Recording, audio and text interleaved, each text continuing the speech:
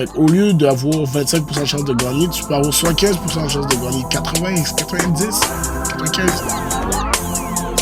Yes. Bonjour. J'espère que ça va bien.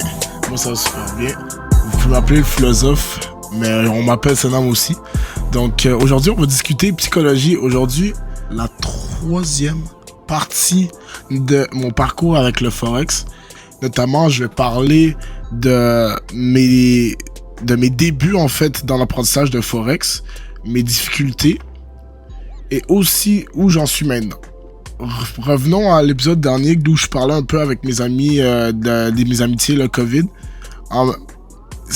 Moi, j'ai appris très vite le Forex en fond.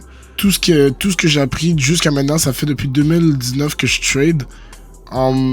J'ai appris plein de choses sur le Forex, j'ai appris plein de choses sur moi-même que je pensais même pas savoir. Puis, le Forex en fond, ce qui est bon avec ça, c'est que ça peut te permettre d'être une meilleure personne.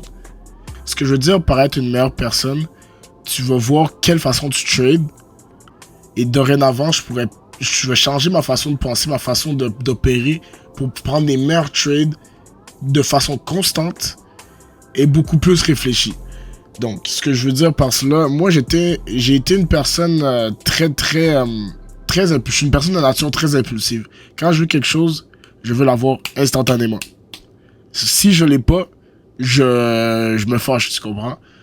Et essentiellement, c'est ça, en fait. Avec le Forex, ce que vous voyez ici sur le tableau, moi, je suis une personne qui investit, qui regarde les marchés, qui prend des décisions selon ce que le marché me donne, en fond.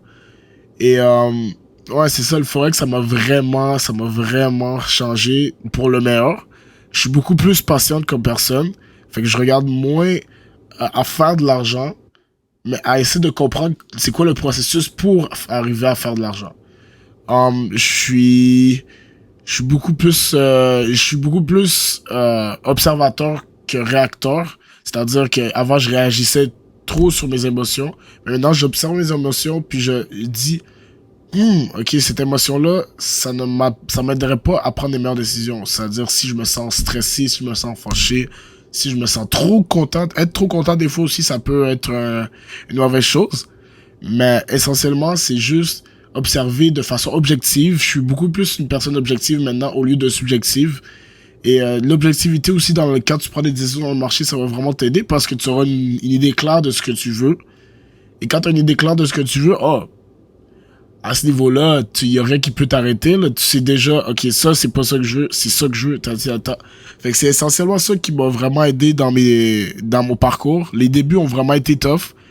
Mais c'est ça qui m'a aidé tout au long de mon parcours. C'est vraiment juste l'apprentissage de soi-même. Autant Forex que personnel.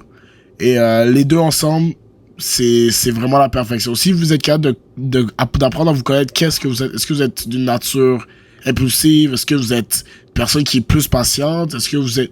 Ça va vous diriger dans votre monde, dans vos entreprises de trading, en fond.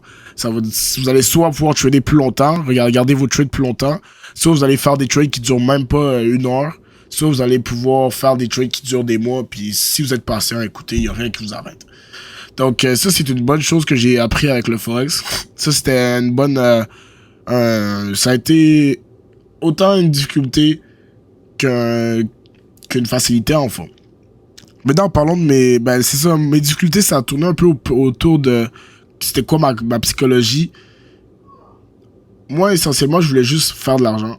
Je voulais juste de l'argent. Peu importe la méthode que j'allais utiliser, je voulais faire de l'argent. Et ça a été une des choses aussi qui a pu tuer ma carrière, si on peut dire ça comme ça, parce que il y a des moments où j'étais on-off. J'embarquais dans le marché pendant des mois, puis après, je disparaissais pendant des mois. C'est-à-dire, je pouvais être sur le marché Forex, regarder des tableaux, étudier, tout ça. Mais quand l'argent rentrait pas, j'arrêtais en fait. J'arrêtais tout complètement mes investissements parce que c'était quelque chose qui était trop... qui pesait sur le mental en fait. Avec le COVID, avec tout ce qu'on a subi ces dernières années, ça a été très difficile de garder une tête sur les épaules parce que rien n'allait. Mais moi, j'ai appris et ça m'a vraiment rendu fort. Évidemment, c'est toujours pas facile, mais pas à pas. C'est vraiment pas à pas. Et je suis vraiment fier de où ce que je viens. Et non, c'est ça, comme je dis, je veux vous apprendre par mes erreurs. C'est essentiellement, je voudrais que vous coupez le plus de temps possible et que vous appreniez autant vite pour moi, qu'on fasse de l'argent ensemble essentiellement. Donc, c'est pas mal ça pour mes difficultés. Aussi, une autre difficulté, c'est que je changeais toujours de stratégie, mais essentiellement, c'est juste garder une stratégie que tu veux continuer à pratiquer. C'est comme au basket. Si au basket, tu vois que, ok, bon, tu shootes le 3 points. Le 3 points, il rentre pas. Est-ce que tu as arrêté de shooter et changer de façon de faire un autre 3 points? Non, il y a juste une façon. Tu vas continuer à shooter, puis à un moment, ça va juste rentrer constamment. Puis, à la fin, ça va juste être... Tu vas être content du processus, du temps que tu as mis dedans. Évidemment, tu veux faire les 3 points.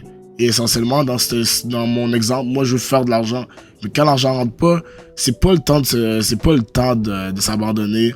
C'est vraiment le temps de continuer à pousser. Continuer à se pratiquer. Et n'importe quelle stratégie dans le Forex, je sais pas si on voit mon écran, mais c'est n'importe quelle stratégie dans le Forex, tu peux réussir si tu restes sur la même stratégie puis tu pratiques constamment. Puis il y a des moments que le marché va juste, peu importe, tu peux avoir la meilleure stratégie, mais le marché il va juste faire un mouvement autre, contraire à ce que tu as planifié, parce que le marché Forex, c'est random. Mais c'est une game de probabilité, en fond. Fait qu'au lieu d'avoir 25% de chance de gagner, tu peux avoir 75% de chance de gagner, 80, 90, 95. Mais sachez que à chaque fois que vous pratiquez, c'est essentiellement ça qui va faire de vous la différence. Parce que le Forex, c'est pas évident.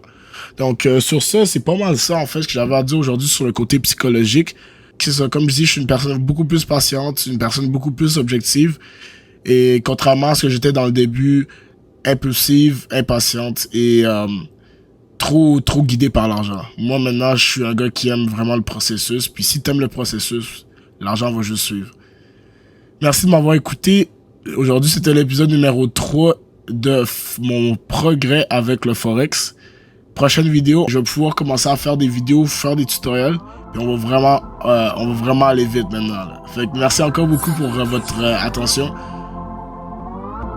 Peace. Got the club going up on Tuesday.